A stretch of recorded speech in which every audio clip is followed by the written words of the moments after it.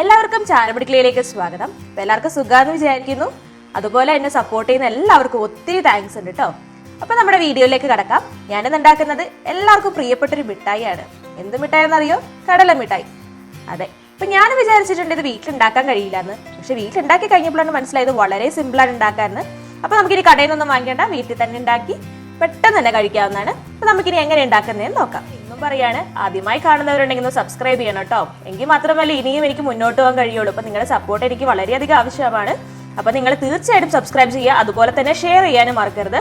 Share ചെയ്ത് കൊടുത്താൽ മാത്രമേ എന്റെ വീഡിയോസ് മറ്റുള്ളവരിലേക്ക് എത്തുള്ളൂ. അപ്പൊ നിങ്ങൾ മാക്സിമം ഒന്ന് ഷെയർ ചെയ്തിട്ട് എന്നെ സപ്പോർട്ട് ചെയ്യിപ്പിക്കണം കേട്ടോ.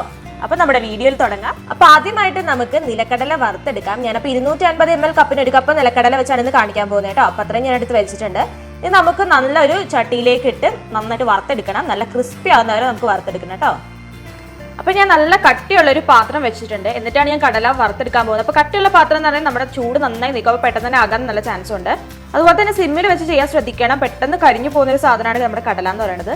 അപ്പൊ നമുക്ക് ഇതിന് സിമ്മിൽ വെച്ചിട്ട് വറുത്തെടുക്കാം. വറുത്തെടുക്കുമ്പോൾ നല്ല ക്രിസ്പി ആകുന്ന വറുത്തെടുക്കുക. അതുപോലെ കരിഞ്ഞു പോകാതെ പ്രത്യേകം ശ്രദ്ധിക്കണം കേട്ടോ. ഇതിപ്പോ നമ്മൾ വറുത്തെടുത്ത് വെച്ചിരിക്കുന്ന കടലയാണ്. അപ്പൊ കടല വറുത്ത് വെച്ചിട്ട് ശേഷം ശ്രദ്ധിക്കേണ്ട കാര്യം തണുത്ത് പോണതിന് മുമ്പ് തന്നെ നമുക്ക് ഉണ്ടാക്കാം കേട്ടോ. നല്ല ക്രിസ്പി ആയിരിക്കും വേണ്ടി ഉണ്ടാക്കാൻ. അതുപോലെ തന്നെ നമുക്ക് ഇതിന് വേണ്ട ഒരു സാധനമാണ് വെള്ളം ശർക്കര എന്ത് വേണ്ടി എടുക്കാം. എടുക്കുമ്പോൾ ശ്രദ്ധിക്കേണ്ടത് സെയിം പാത്രത്തിൽ തന്നെ എടുക്കാം. എടുക്കുമ്പോൾ ഒരേ അളവിൽ എടുക്കണം കേട്ടോ. ഇനി നമുക്ക് കടലേന്റെ തൊലി കളഞ്ഞെടുക്കാം. ഒരു പാത്രത്തിലേക്ക് ഞാൻ തൊലി കളയുകയാണ്.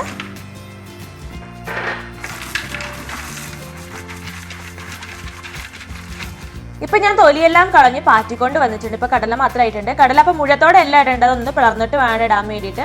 നിങ്ങൾക്ക് കുറച്ചും കൂടെ ചെറുതായി കിടക്കുന്നുണ്ടെങ്കിൽ ഒന്നെങ്കിൽ മിക്സിയിലിട്ടൊന്ന് ക്രഷ് ചെയ്തെടുക്കുക, അല്ലെങ്കിൽ ഇടിയല് വെച്ചിട്ട് എന്തെങ്കിലും കൊണ്ടൊന്ന് ജസ്റ്റ് ഒന്ന് ക്രഷ് ചെയ്ത് കൊടുക്കാവുന്നതാണ്. ഇല്ലെങ്കിലും കുഴപ്പമില്ല, ഇങ്ങനെ തന്നെ ചെയ്തെടുക്കാവുന്നതാണ്. ഇനി നമുക്ക് വെള്ളം ഉരുക്കിയെടുക്കാം. അപ്പൊ നമ്മൾ എടുത്തു വെച്ചിരുന്ന 1 കപ്പ് വെള്ളമാണ്. ആ വെള്ളം ഞാൻ ഇട്ടിട്ടുണ്ട്. അതിന്റെ കൂടെ നമ്മളൊരു 1/4 കപ്പ് വെള്ളം മാത്രം ഒഴിക്കാവുള്ളൂ. ഈ വെള്ളം ഒന്ന് ഉരുകി വരാനുള്ള വെള്ളം മാത്രം ഒഴിക്കാവുള്ളൂ. ഒത്തിരി വെള്ളം ഒഴിച്ചിട്ടുണ്ടെങ്കിൽ പിന്നെ ഒത്തിരി താമസം എടുക്കുന്നതൊക്കെ വറ്റി വരാൻ വേണ്ടിയിട്ട്.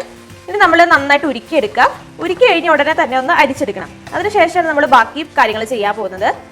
അതുപോലെ തന്നെ ഇതിൻ്റെ മെയിൻ സാധനം എന്ന് പറയുന്നതും ഈ വെള്ളം ഉരുക്കിയതാണ്. ഇതിന്റെ പാകം തെറ്റിപ്പോയിട്ടുണ്ടെങ്കിൽ നമ്മുടെ കടലമുട്ടായി ഉണ്ടാക്കണതേ തെറ്റിപ്പോകും. അപ്പൊ ശ്രദ്ധിച്ച് വേണം ചെയ്യാൻ വേണ്ടിയിട്ട്.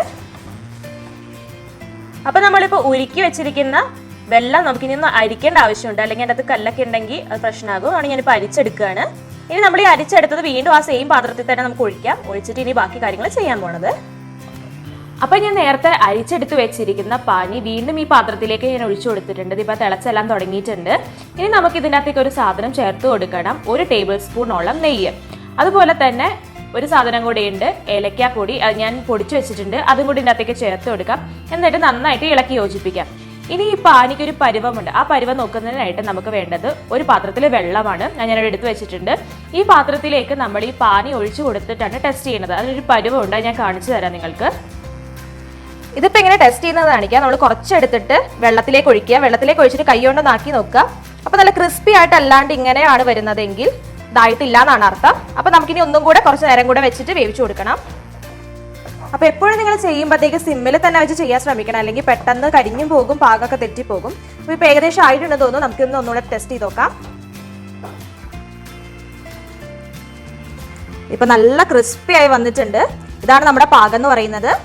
ഇനി നമുക്ക് ഇതിനകത്തേക്ക് വേഗം തന്നെ കടല ഇട്ട് കൊടുക്കാവുന്നതാണ്. ഇനി ഇതിലേക്ക് നമുക്ക് കടല ഇട്ട് കൊടുക്കാം. അപ്പോൾ കടല ഇടുമ്പോഴത്തേക്ക് തീ ഓഫ് ആക്കിയിട്ട് വേണം ഇട്ട് കൊടുക്കാൻ വേണ്ടിയിട്ട്. കൂടുതൽ മൊരിയേണ്ട ആവശ്യമില്ല. നന്നായിട്ട് നമുക്ക് ഇളക്കി യോജിപ്പിച്ചെടുക്കാം.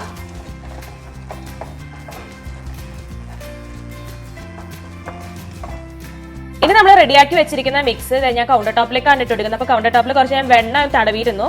ഇനി അതിലേക്കാണ് ഇട്ട് കൊടുക്കുന്നത്. ഇനി നമ്മൾ റോളിംഗ് പിന്ന് വെച്ചിട്ടാണ് നമ്മൾ ചപ്പാത്തി ഒക്കെ പരത്തുന്ന റോളിംഗ് പിന്നില്ല, അത് വെച്ചിട്ടാണ് നമ്മളൊന്ന് പരത്തിയെടുക്കുന്നത്. അല്ല തവിയായാലും കുഴപ്പമില്ല. എങ്ങനെയാണെങ്കിലും ആ റോളിംഗ് പിന്നിലും കുറച്ച് നെയ്യോ വെണ്ണ എന്തെങ്കിലും കൂടെ തടവണം, അല്ലെങ്കിൽ അതിൽ ഒട്ടിപ്പിടിക്കാൻ ചാൻസ് ഉണ്ട്. അപ്പൊ നമുക്കിതൊന്ന് പരത്തി സെറ്റ് ചെയ്ത് കൊടുക്കാം. നമുക്ക് ഇഷ്ടമുള്ള തിക്നെസ്സിലേക്ക് പരത്തി വെക്കാം.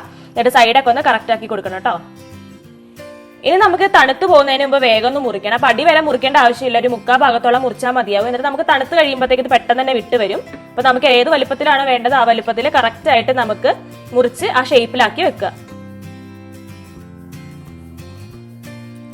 ഇപ്പൊ നമ്മുടെ കടലമുട്ടായി റെഡിയായി വന്നിട്ടുണ്ട്. ഇപ്പോൾ തണുത്തിട്ടുണ്ട്. അപ്പൊ ദേ ഞാൻ ഓരോ പീസുകളൊക്കെ മാറ്റി. ഇവിടെ തണുത്ത് തുടങ്ങിയപ്പോൾ തന്നെ ഇതിന്റെ പകുതി പീസുകളോ ഓരോരുത്തരും ഒന്ന് കൊണ്ടുപോയി. അപ്പൊ നമുക്കിതിങ്ങനെ പൊക്കി എടുത്താൽ മതിയാവും, എല്ലാതും കിട്ടും. അപ്പൊ എല്ലാ സൈഡും ഒക്കെ നോക്കുക, അതിന്റെ അടിപൊളിയായിട്ട് തന്നെ വന്നിട്ടുണ്ട്. കണ്ടോ, എല്ലാ കറക്റ്റ് സൈഡൊക്കെ സൂപ്പറായിട്ട് വന്നിട്ടുണ്ട്. നല്ല ഹാർഡ് ആയിട്ടുണ്ട്. ഇനി നമുക്കൊന്ന് പൊട്ടിച്ച് നോക്കാം. കണ്ടോ, നല്ല അടിപൊളി ക്രിസ്പിയാണ്. അപ്പൊ നിങ്ങളും ഇതേ പാകത്തിന് തന്നെ ഉണ്ടാക്കിയിട്ടുണ്ടെങ്കിൽ നല്ല ക്രിസ്പി ആയിട്ട് കിട്ടും. കടയിൽ നിന്ന് വാങ്ങിക്കുന്ന പോലെ തന്നെ ഉണ്ടാകും. അപ്പൊ ആ പാനീന്റെ പരിവം മാത്രം ഒന്ന് ശ്രദ്ധിച്ചാൽ മതിയാകും. അപ്പൊ തന്നെ നമ്മുടെ കടലമുട്ട കറക്റ്റ് ആവും കേട്ടോ. അപ്പൊ നിങ്ങൾ തീർച്ചയായും ട്രൈ ചെയ്ത് നോക്കുക. അത്ര എളുപ്പമായിട്ട് ഇത് ഉണ്ടാക്കാൻ. ഇപ്പൊ മനസ്സിലായില്ലേ എന്ത് സിമ്പിളാണ് കടലമിഠായി ഉണ്ടാക്കാൻ. ആകെ പാനി പരിവം മാത്രം ശ്രദ്ധിച്ചാൽ മതിയാകും. നല്ല അടിപൊളിയായിട്ട് തന്നെ കടലമിഠായി നിങ്ങൾക്ക് ഉണ്ടാക്കിയെടുക്കാം.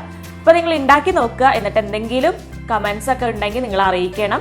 അതുപോലെ തന്നെ നിങ്ങൾക്ക് എന്തെങ്കിലും പുതിയ ഡിഷുകൾ ഇനി കാണാൻ ആഗ്രഹം ഉണ്ടെന്നുണ്ടെങ്കിൽ നിങ്ങൾക്ക് അതും കമന്റ്സിൽ ചോദിക്കാവുന്നതാണ്. അതുപോലെ നിങ്ങൾക്ക് ഈ വീഡിയോ ഇഷ്ടപ്പെട്ടിട്ടുണ്ടെങ്കിൽ ലൈക്ക് ചെയ്യാൻ മറക്കരുത് കേട്ടോ. സബ്സ്ക്രൈബും ചെയ്യണം. അപ്പോൾ നിങ്ങൾ ഷെയർ ചെയ്യാനും മറക്കരുത്. ഞാൻ എപ്പോഴും പറയുന്ന പോലെ തന്നെ ഷെയർ ചെയ്യുക, സബ്സ്ക്രൈബ് ചെയ്യുക. അപ്പോൾ പിന്നെ നമുക്കിനി അടുത്ത ദിവസം ഒരു പുതിയ ഡിഷുമായിട്ട് ഞാൻ വീണ്ടും വരും. അതുവരെ എല്ലാവർക്കും ബൈ ബൈ.